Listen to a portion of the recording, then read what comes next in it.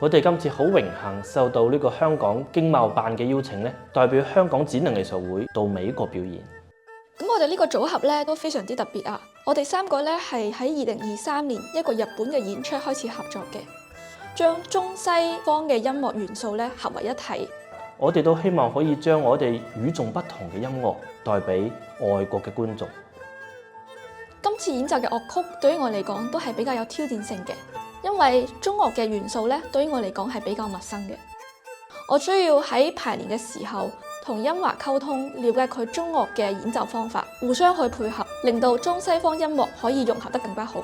對於主要演奏傳統中樂嘅我嚟講咧，演奏西方嘅音樂咧都有一定嘅難度，因為西方音樂嘅 key 同埋旋律都係我平時比較少接觸嘅，所以我需要更多時間去熟悉同埋感受。咁我哋喺出發去美國演出之前咧，得到咗黃亮老師嘅指導，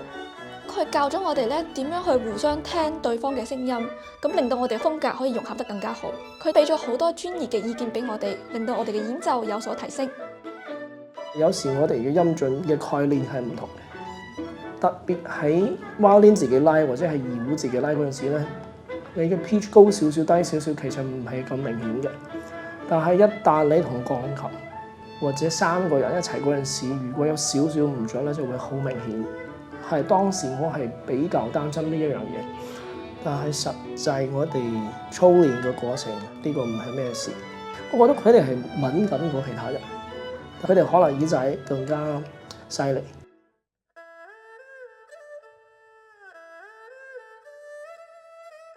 香港展能藝術會喺我哋今次表演出發之後咧，都安排咗美國嘅音樂家對我哋進行指導。陳老師教我哋喺演奏嘅時候，要學識多啲運用我哋嘅身體，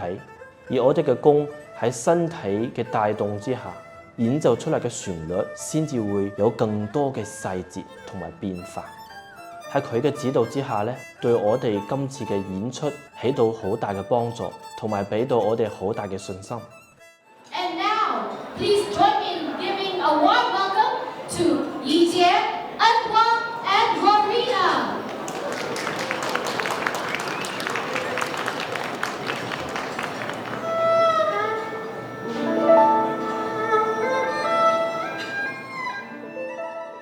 今次咧係我第一次去到美國呢個地方，聽完我哋嘅演出之後，美國嘅觀眾個反應非常之熱烈，同埋都好熱情咁樣同我哋分享佢哋嘅感受同埋感覺。喺表演後咧，有一個華僑，佢咧同我講，佢話佢都係香港人，嚟咗美國30幾年啦，喺呢度聽到遠道而來嘅我哋演奏佢哋熟悉嘅香港音樂，佢哋真係好感動。希望我哋將來可以去到世界更多嘅地方，用音樂向外國觀眾展示中西文化交流嘅獨特魅力。